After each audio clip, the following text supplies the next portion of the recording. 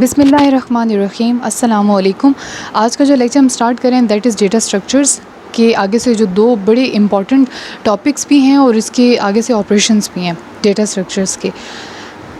तो वो हैं जी हमारे पास सर्चिंग एंड सॉर्टिंग।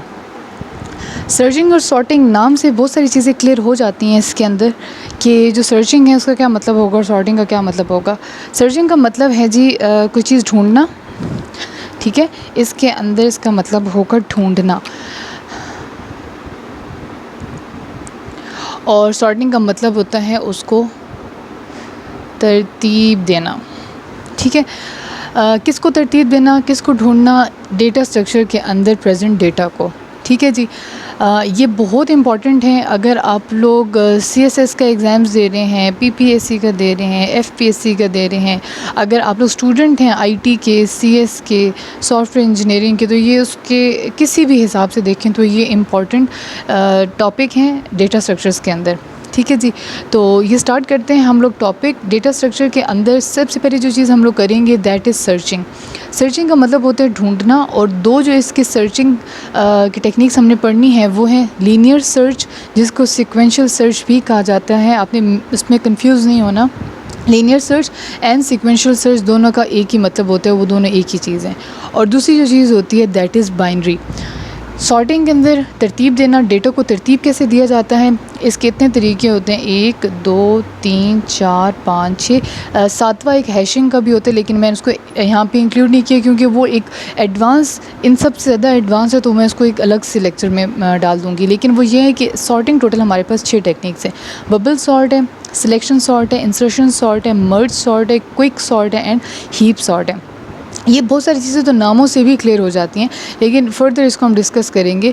जो चीज़ें इसके अंदर आप लोगों को करने की ज़रूरत है सबसे ज़्यादा इम्पॉर्टेंट, अगर आप एग्जामिनेशंस दे रहे हैं PPSC और FPSC का, क्योंकि उसके अंदर MCQs आते हैं, तो उसके अंदर आपको पता होना चाहिए कि इनके टाइम कम्प्लेक्सिटी क्या क्या है। टाइम कम्प्लेक्सिटी को जी आपने लगा लेना सही से रट्टा, इन सब की टाइम कम्प्लेक्सिटी को ठीक से रट्टा लगा लेना, स्पेशली इन दोनों को। और कुछ कॉन्सेप्ट्स हैं, कॉन्सेप्ट्स ले लीजिएगा। इसके अलावा आप लोगों ने ले लेना है इसका एल्गोरिदम, समझ लेना है। इन सब के एल्गोरिदम बस आपने समझ लेना है। जब एल्गोरिदम समझ आ जाएगी, कॉन्सेप्ट क्लियर हो जाएगा, टाइम कम्प्लेक्सिटी का आइडिया एटलीस्ट हो जाएगा आपको, ठीक है जी। तो हम स्टार्ट करते हैं सबसे पहले लीनियर सर्चेस। सर्चिंग में जाएंगे और सबसे पहले ये दोनों सर्चेस और उनमें से पहले लीनियर सर्च। सबसे पहले टेक्निक आ जाती है हमारे पास लीनियर सर्च या सीक्वेंशियल सर्च। अब इसके अंदर जो काम होता है वो कैसे होता है, searching technique is done in sequential manner. Sequential manner का मतलब है तरतीब से चलता है ये। किस तरह के, अगर फॉर एग्जांपल आपने ये वाला एलिमेंट सर्च करना है, ये टेक्निक आपको ये कैपेबल नहीं करती कि आप पूरी एरे में से डायरेक्ट जंप करें अपने रिक्वायर्ड एलिमेंट पे।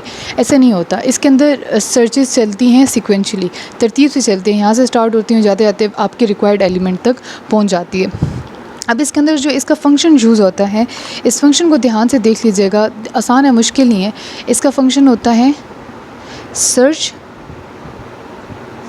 सीक्वेंशियल सर्च या सर्च एरे, इसका index, required element and number of element present in the array. अब ध्यान से समझिएगा, इस पूरे एरे का जो नाम है ना, इस पूरे एरे का नाम मैंने रख दिया है A, ठीक है।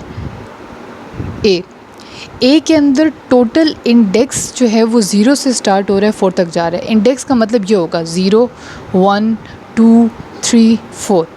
एक्स का मतलब होता है वो रिक्वायर्ड एलिमेंट जिसकी तलाश है हमें। एन होगा टोटल नंबर ऑफ, जिस तरह इसका क्या बन रहा है एन, 0 1 2 3 4, 0 1 2 3 4 5 एलिमेंट्स बन रहे हैं, तो एन की क्या वैल्यू आ जाएगी हमारे पास, 5 आ जाएगी, ठीक है। तो ये हमारे पास इस चीज़ की अंडरस्टैंडिंग कर लें ठीक से कि हमारे पास सर्चिंग सीक्वेंस सर्च के अंदर टोटल कितने हमारे पास पैरामीटर्स होते हैं, 4 पैरामीटर्स होते हैं। एक एरे का नाम होता है, एक उसका इंडेक्स होता है, एक उसका रिक्वायर्ड एलिमेंट होता है, plus number of total elements होते हैं जो एल्गोरिदम के अंदर एरे के अंदर प्रेजेंट होते हैं। अब हम स्टार्ट करते हैं इसको इसके साथ चलाना। समझ लीजिए, फ़र्ज़ कीजिए कि हमारा जो रिक्वायर्ड एलिमेंट है x, वो हमारे पास है फॉर इंस्टेंस 13, ठीक है। और टोटल नंबर ऑफ़ एलिमेंट्स कितने हैं हमारे पास, 5। स्टार्टिंग एलिमेंट क्या है हमारे पास, 0। यहाँ से स्टार्ट करते हैं। I = 0। आई की वैल्यू सबसे पहले हम लोगों ने सेट कर दी 0, ठीक है। If I is greater than n, अगर आई ग्रेटर देन हो जाए n से, n क्या है हमारे पास 5, इसको समझें ज़रा, 0 इज़ ग्रेटर देन 5, ये अभी है इस तरह की केस पॉसिबल? नो। अगर ये पॉसिबल होता तो बिल्कुल इस इफ़ के नीचे वाले स्टेटमेंट को हम एग्जीक्यूट कर देते जो कि है एलिमेंट नॉट फाउंड, लेकिन क्योंकि ये हमारे पास ट्रू नहीं है तो इट मीन्स कि हम यहाँ से इस स्टेटमेंट को छोड़ के, जो प्रोग्रामिंग जानते हैं वो समझ जाएंगे इस चीज़ को, कि जब कंडीशन ट्रू नहीं होती तो उसके बिलो जो स्टेटमेंट होते हैं उसे जंप करके हम लोग नेक्स्ट स्टेटमेंट की तरफ मूव करते हैं। इस स्टेटमेंट में ये क्या कह रहे हैं? इस स्टेटमेंट में कह रहा है कि अगर a of i is equals to x, मतलब i की वैल्यू हमारे पास क्या है 0, a of 0 is equals to x की क्या वैल्यू है 13, कि एरे का जो पोजीशन 0 है उसका एलिमेंट अगर x की इक्वल है तो आपने लिख देना है एलिमेंट फाउंड, लेकिन एरे 0 पे क्या है हमारे पास 5, तो इट मीन्स कि दोनों इक्वल नहीं है। जब ये इक्वल नहीं होगा तो इसके बिलो स्टेटमेंट इसको स्किप करके वो नेक्स्ट स्टेटमेंट के अंदर मूव कर जाएगा जिसके अंदर i में 1 ऐड हो रहा है। i की वैल्यू अब 0 नहीं, i की वैल्यू अब क्या हो गई है 1, ठीक है।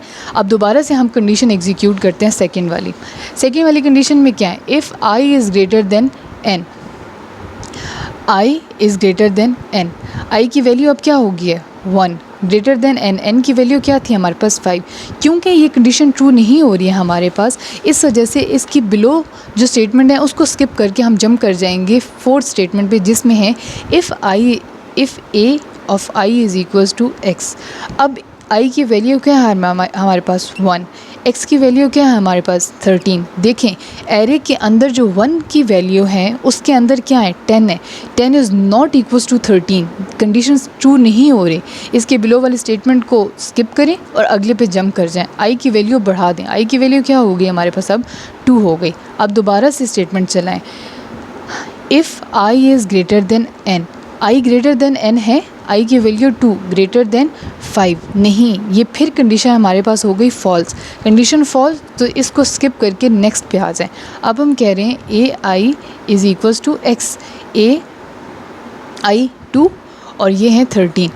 एरे के पोजीशन नंबर 2, एरे की पोजीशन नंबर 2 पे देखें वैल्यू कौन सी है 13। अब आगे 13 इक्वल, क्योंकि ये हो गई हमारे पास ट्रू तो इसकी बिल्कुल जो नेक्स्ट स्टेटमेंट है उसको हम एग्जीक्यूट करेंगे और हम लोग शो करवा देंगे कि हमारे पास एलिमेंट जो है वो मिल चुका है, ठीक है। और किस आई पे जाके मिल रहा है? आई इज़ इक्वल्स टू 2 पे जाके मिला और ये हो जाएगा ख़त्म। अब देखें बिल्कुल तरतीब से चलता जा रहा था, ठीक है। तो ये हमारे पास हो जाता है सर्चिंग एल्गोरिदम। अब अगले बाइनरी सर्च पे मूव करने से पहले एक कॉन्सेप्ट ले लें जल्दी से यहाँ पे, बाइनरी सर्च। जब हमारे पास एक सर्च थी तो हमें बाइनरी सर्च की क्या ज़रूरत पड़ी थी? कोई ना कोई इसमें मसला था, क्यों तभी हम लोगों को बाइनरी सर्च की ज़रूरत पड़ गई। इसका सबसे बड़ा मसला ये है कि इसकी टाइम कम्प्लेक्सिटी इसके नंबर ऑफ़ आइटम्स पे डिपेंड करती है। आप ये समझ लें कि इसी को मैं आगे बढ़ा देती हूँ और समझ लें कि चलता 4000 तक ये मूव कर जाता है। और ये सपोज़ कर लीजिए कि इसके 4000 a of i is equals to a of 4000 is equals to 37। और अब हमारा इस पूरी सर्च में, इस पूरे एरे में जो रिक्वायर्ड एलिमेंट है वो है ही 37। तो आप बताएं कि इसकी जब 0 से स्टार्ट करेंगे 4000 तक जाने के लिए तो इसके कितने नंबर ऑफ़ चेक्स बनेंगे? इसके नंबर ऑफ़ चेक्स 4000 बन जाएंगे। इस वजह से इसकी time complexity O of n है। n क्या है? Number of item. जब ध्यान से सुनिएगा, ये जो होता है ना टाइम कम्प्लेक्सिटी, जब टाइम कम्प्लेक्सिटी किसी भी चीज़ के उसके नंबर ऑफ़ इनपुट्स पे डिपेंड करती है तो वो हमारे पास वर्स्ट केस होता है।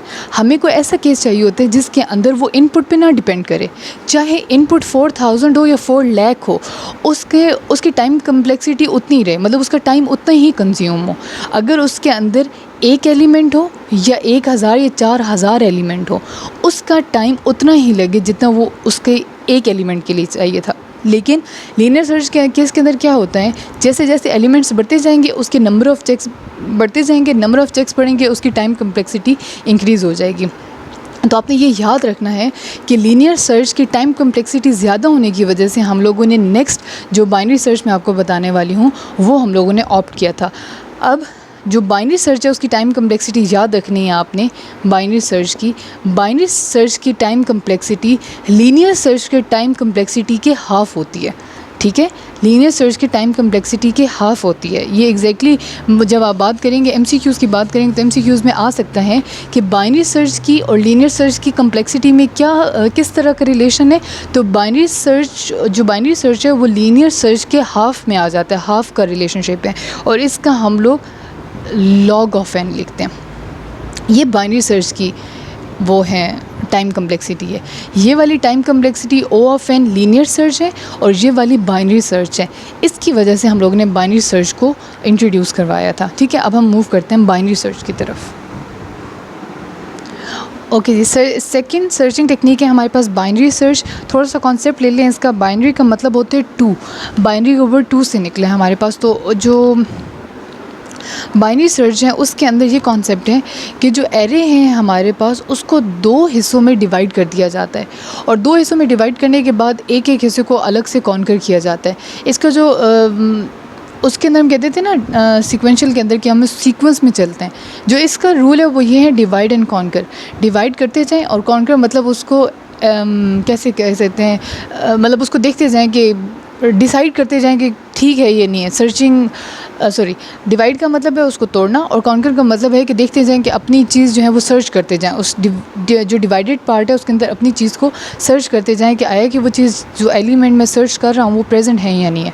इस तरह की बात समझ लें इसके अंदर, ठीक है। तो स्टार्ट करते हैं। वहाँ पे मैंने आपको कॉन्सेप्ट दिया था, n का कॉन्सेप्ट दिया था, x का कॉन्सेप्ट दिया था, और इस तरह की। तो यहाँ पे जो कॉन्सेप्ट आपने लेना है वो लेना है लो एंड हाई का और मिड का। अब ये देखिए लो, यहाँ पे आपको लो और हाई क्या लग रहा है। लो है आपके पास वो इंडेक्स जो सबसे कम है, और हाई है आपके पास मैक्सिमम इंडेक्स जो कि 6 है आपके पास, ठीक है। लोएस्ट इंडेक्स 0 और हाईएस्ट इंडेक्स हमारे पास क्या हो गया, 6 हो गया। इसको अब यही तरतीब से स्टार्ट करते हैं। लो हमारे पास हो गया 0 एंड हाई हो गया हमारे पास 6, ठीक। इन दोनों का अगर हमने मिड निकालो, यहाँ से वाइल से स्टार्ट करते हैं। वाइल का है जी कि लो इज़ लेस देन हाई। लो जो है वो हाई से लेस है, तो इसको एग्जीक्यूट करें। एग्जीक्यूट कैसे करेंगे, मिड कैसे निकलेगा, 0 + 6 / 2, आंसर आ जाएगा 3, मिड 3 हो गया। If x is equals to a mid. अब हम x पहले डिसाइड कर लेते हैं कि हमने इसमें से ढूंढना क्या है। फॉर एग्जांपल हम लोगों ने ढूंढना है जी 13, x हमारे पास आ गया 13। वो कह रहे हैं कि x की वैल्यू क्या इक्वल है a ऑफ मिड के। मिड हमारे पास क्या बन रहा है, क्या वैल्यू आई है, 3 की वैल्यू आई है, a ऑफ 3। a ऑफ 3 के अंदर हमारे पास क्या प्रेजेंट है, 20। x की वैल्यू क्या है हमारे पास, 13, 20। ये इक्वल नहीं है, तो इस वजह से इसकी ये वाली स्टेटमेंट एग्जीक्यूट नहीं करेंगे, इसे नेक्स्ट स्टेटमेंट में एग्जीक्यूट करेंगे। नेक्स्ट स्टेटमेंट क्या कहती है, नेक्स्ट स्टेटमेंट कहती है कि अच्छा ये दोनों इक्वल नहीं है, तो ये बता दो कि x क्या ग्रेटर है a मिड से। x ग्रेटर है a मिड से, नहीं, हम ये भी ग्रेटर नहीं क्योंकि ये 13 है और वो 20 है। x ग्रेटर नहीं है a मिड से, तो इस वजह से इसको भी हम लोग कर देंगे, फ्लॉप कर देंगे, इसको भी हम लोग छोड़ देंगे। हम लोग चलेंगे इसमें। ये क्या कह रहे हैं, ये कह रहे हैं कि अगर x बड़ा नहीं है 20 से, तो ऐसे करो कि हाई की वैल्यू अब चेंज कर दो। हाई की वैल्यू कर दो जी, क्या कर दो, हाई की वैल्यू मिड -1। हाई की वैल्यू अब क्या आ जाएगी, मिड हमारे पास क्या है 3 और -1 कर देंगे, क्या हो जाएगा 2। अब हाई की वैल्यू 6 नहीं है, हाई की वैल्यू हम लोगों ने चेंज करके हाई की वैल्यू हम लोगों ने कर दी 2, मतलब अब हाई की वैल्यू हो जाएगी ये, ठीक। अब इसकी बात समझें। देखिए पहले हम लोगों के पास ये 2 था, इन दोनों के दरमियान हमने सर्च किया कि क्या इन दोनों को जो मिड है वो हमारा रिक्वायर्ड एलिमेंट है या नहीं है, तो नहीं था। तो इस वजह से हम लोगों ने वो प्रोसेस चलाया, यहाँ पे नहीं था। अब हमने क्या किया, अच्छा जी वो वीडियो पॉज हो गई थी बीच में, लेकिन इसका मेन जो है